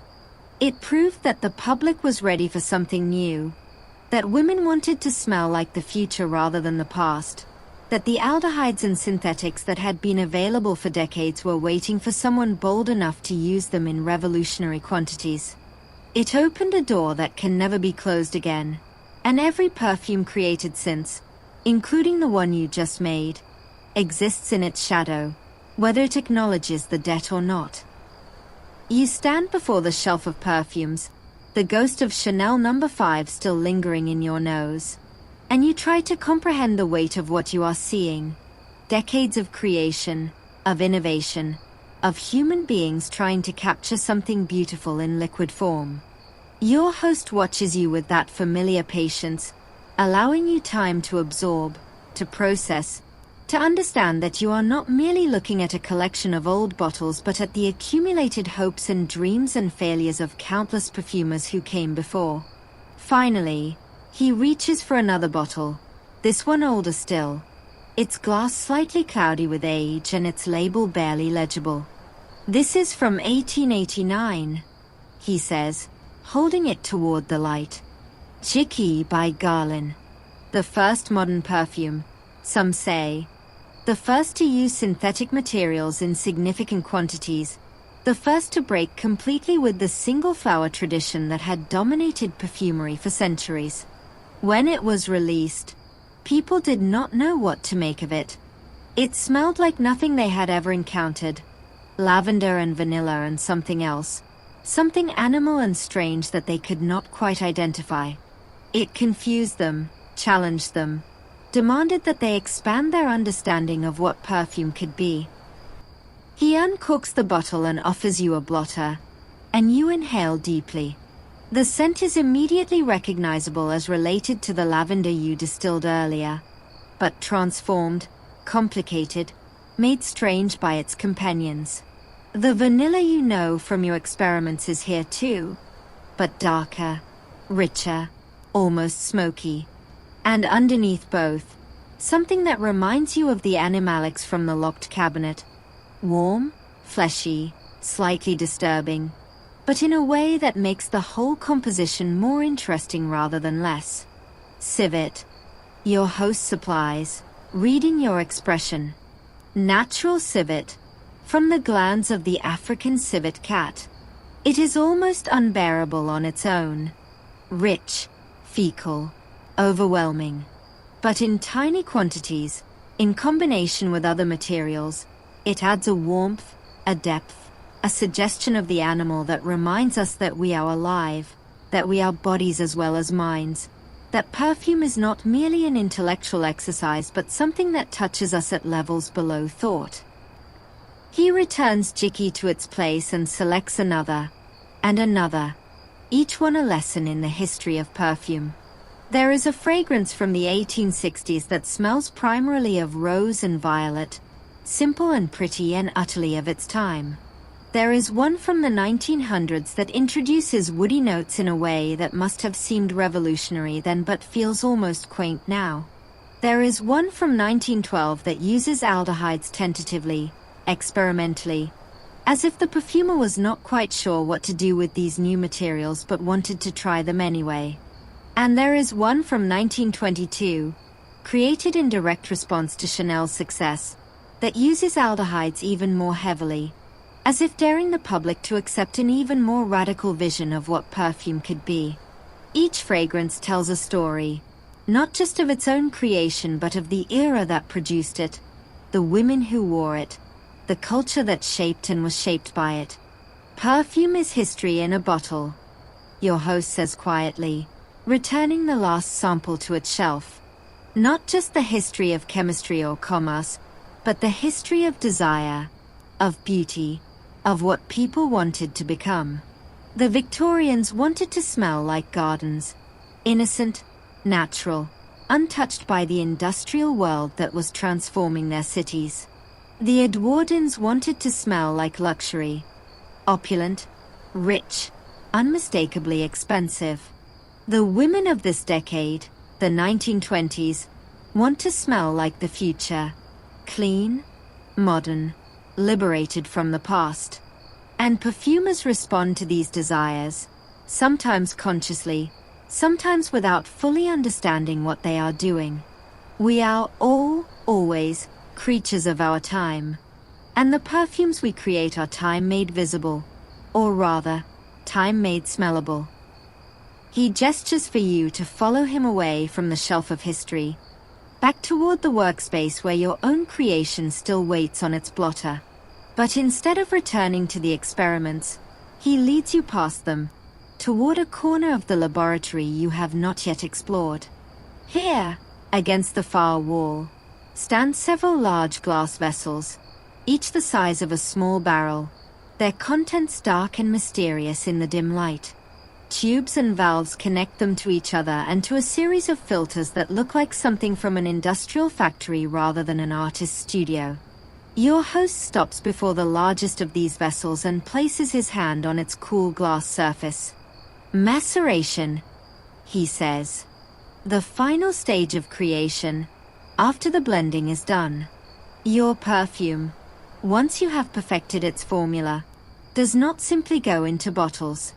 It rests, it ages, it marries. It spends weeks or months in vessels like these, its components slowly learning to know each other, to blend, to become something greater than the sum of their parts. He opens a valve at the bottom of the vessel and a thin stream of dark liquid flows into a waiting beaker. The smell that rises is complex, rich, clearly a finished perfume rather than a collection of raw materials. This has been resting for 6 months, he explains. When it was first blended, it was harsh, disjointed, the materials fighting each other for attention. Now it is smooth, harmonious, the edges softened by time. The maceration has done its work, has taught these molecules to cooperate, has transformed a collection of ingredients into a unified whole. He holds the beaker toward you, and you inhale deeply, recognizing notes of rose and jasmine and something woody beneath them, but also well integrated that you cannot separate them, cannot identify where one ends and another begins. This is perfume as finished art, as completed creation, as something that has forgotten its own origins and become simply itself. You hold the beaker for a long moment, breathing in the finished perfume, trying to understand how time alone could transform the harsh, fighting materials of a fresh blend into this smooth, unified whole. Your host watches you with that familiar expression of gentle amusement, the one that suggests he has watched countless visitors struggle with exactly this mystery. Time is the invisible ingredient, he says finally. The one that appears in no formula, that costs nothing to add, and that cannot be replaced by any amount of skill or expense. A perfumer can have the finest materials, the most precise measurements, the most inspired vision, and still fail, if they do not give their creation enough time to become itself. The molecules need to know each other. They need to dance together, to argue and reconcile, to find their places in the overall composition. This cannot be rushed any more than love can be rushed, any more than grief can be rushed, any more than any deep transformation can be rushed. He takes the beaker from your hands and carefully pours its contents back into the maceration vessel, sealing it with the same reverence he showed the antique formulas and the grass absolutes. Then he leads you to the next stage of the journey. A series of filters arranged on a marble table, their surfaces gleaming under the amber lamps. These are not the simple cloth filters you might use in a kitchen, but complex instruments of glass and porcelain, with multiple chambers and fine membranes designed to catch particles too small to see. Filtration, your host explains. The final preparation before bottling. Even after maceration, even after months of resting, the perfume contains microscopic solids, waxes from the flowers, sediments from the resins, particles that have no scent but would cloud the final product and spoil its appearance on the skin. These must be removed, and removed carefully, because too aggressive a filtration can strip away precious materials along with the impurities. He demonstrates the process, pouring a sample of the macerated perfume into the top of the filter and watching as it slowly, patiently makes its way through the various chambers, emerging at the bottom as a perfectly clear liquid that seems to glow with its own inner light. Cold filtration, he says. The temperature must be kept low, because warmth would change the perfume, would accelerate reactions that should happen slowly or not at all. The entire process takes place in a chilled room, with everything kept at precisely the same temperature, so that the perfume experiences no shock, no sudden change, nothing that might disturb the delicate balance achieved during maceration. He catches the filtered liquid in a clean beaker and holds it toward the light, and you see that it is indeed perfectly clear, as transparent as water, with no hint of the cloudiness that marked the unfiltered version. This is what the customer will see, he says. This clarity, this purity, this appearance of simplicity that conceals the immense complexity beneath. The finest perfumes look almost like water. They give no hint of the hundreds of materials, the months of work, the generations of knowledge that went into their creation. He sets the filtered sample aside and leads you toward the final corner of the laboratory, the one you have been approaching all night without quite realizing it. Here, against the back wall, stands a cabinet unlike any you have seen before. Not wood or glass, but polished mahogany, with dozens of small drawers and a central section fitted with velvet-lined compartments. And on top of the cabinet, arranged in neat rows, are the bottles themselves.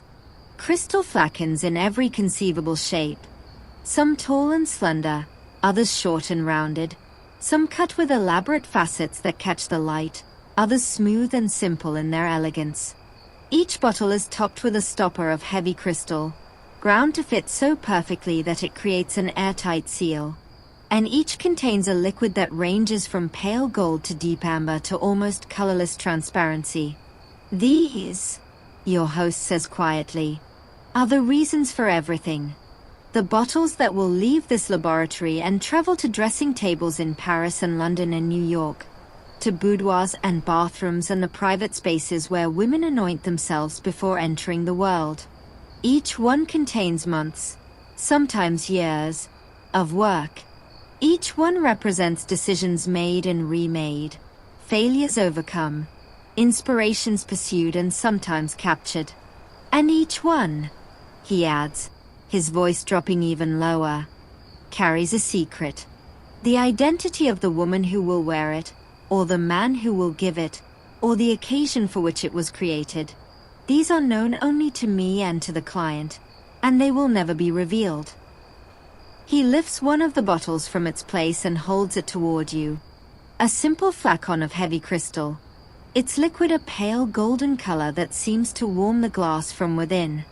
This one, he says, was created for a woman who will wear it to a single event, a ball, a wedding, something significant enough to justify a perfume made for no other purpose. She will wear it once, perhaps twice, and then she will keep the bottle as a memory, a talisman, a reminder of whatever that occasion meant to her.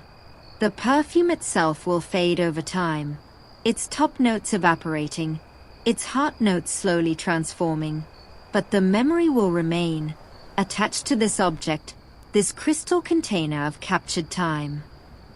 He returns the bottle to its place and selects another, this one darker, more elaborate, its stopper cut like a flower.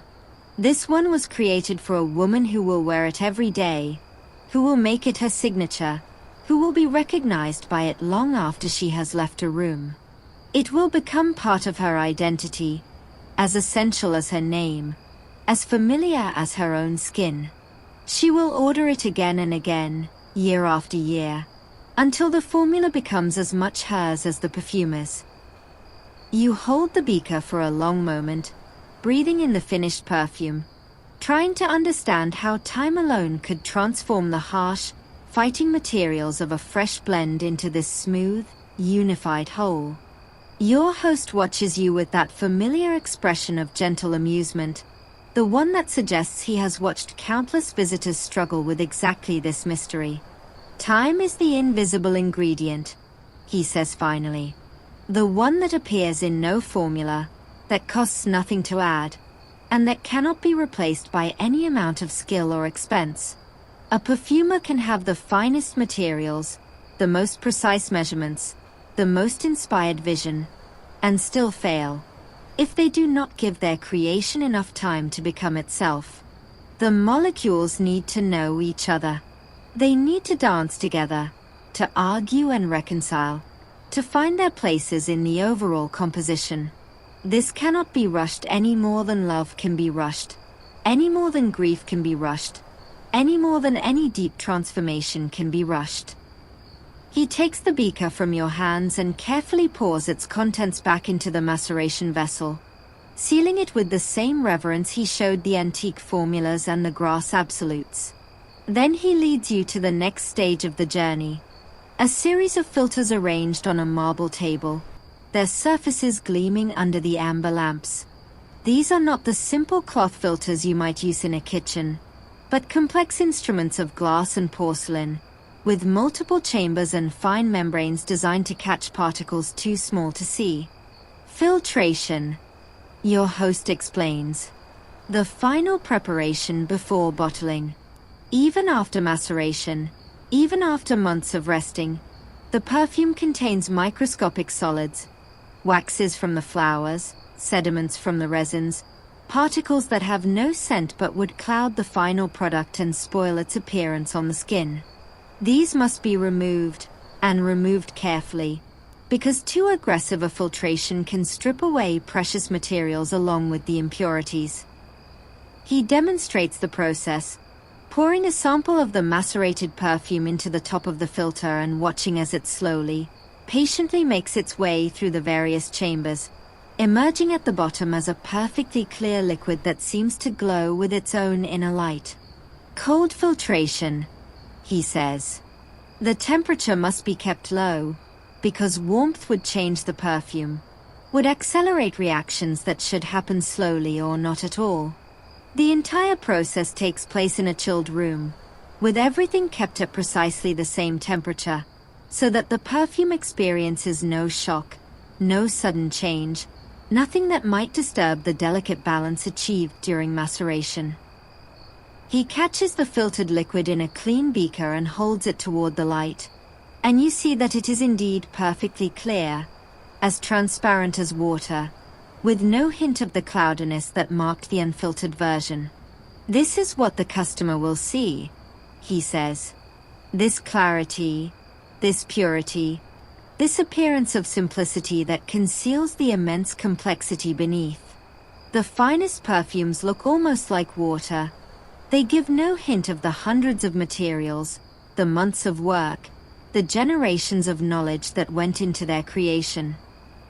He sets the filtered sample aside and leads you toward the final corner of the laboratory, the one you have been approaching all night without quite realizing it. Here, against the back wall, stands a cabinet unlike any you have seen before. Not wood or glass, but polished mahogany, with dozens of small drawers and a central section fitted with velvet-lined compartments. And on top of the cabinet, arranged in neat rows, are the bottles themselves. Crystal flacons in every conceivable shape. Some tall and slender, others short and rounded, some cut with elaborate facets that catch the light, others smooth and simple in their elegance. Each bottle is topped with a stopper of heavy crystal, ground to fit so perfectly that it creates an airtight seal. And each contains a liquid that ranges from pale gold to deep amber to almost colorless transparency. These, your host says quietly, are the reasons for everything. The bottles that will leave this laboratory and travel to dressing tables in Paris and London and New York, to boudoirs and bathrooms and the private spaces where women anoint themselves before entering the world. Each one contains months, sometimes years, of work. Each one represents decisions made and remade, failures overcome, inspirations pursued and sometimes captured. And each one, he adds, his voice dropping even lower, carries a secret. The identity of the woman who will wear it, or the man who will give it, or the occasion for which it was created. These are known only to me and to the client, and they will never be revealed. He lifts one of the bottles from its place and holds it toward you. A simple flacon of heavy crystal. Its liquid a pale golden color that seems to warm the glass from within. This one, he says, was created for a woman who will wear it to a single event, a ball, a wedding, something significant enough to justify a perfume made for no other purpose. She will wear it once, perhaps twice, and then she will keep the bottle as a memory, a talisman, a reminder of whatever that occasion meant to her. The perfume itself will fade over time, its top notes evaporating, its heart notes slowly transforming, but the memory will remain, attached to this object, this crystal container of captured time. He returns the bottle to its place and selects another, this one darker, more elaborate, its stopper cut like a flower. This one was created for a woman who will wear it every day, who will make it her signature, who will be recognized by it long after she has left a room. It will become part of her identity, as essential as her name, as familiar as her own skin. She will order it again and again, year after year, until the formula becomes as much hers as the perfumer's. You stand before the cabinet of finished bottles, the crystal flacons catching the amber lamplight and throwing tiny rainbows across the walls, and you feel something shift inside you, a recognition that this journey, this long night of scent and story, is approaching its end. Your host seems to feel it too, his movements slower now, his voice softer, as if he is also aware that the hours of darkness are running out and the world outside this laboratory will soon reclaim you. He reaches for one final bottle, this one different from the others, Simpler, smaller. Its crystal unadorned and its stopper a plain sphere of glass. He holds it toward you, and you see that it contains a pale golden liquid that seems to glow faintly in the low light. This, he says quietly, is for you. A small bottle of the perfume you created tonight. Your blend, your experiment, your accidental success. I have transferred it from your blotters into this bottle, preserving it as best I could, so that you can take it with you when you leave. It will not last forever. Perfume never does. But for a few months, perhaps a year, it will carry the memory of this night, of what you learned and what you created and what you became, for a few hours, in this room.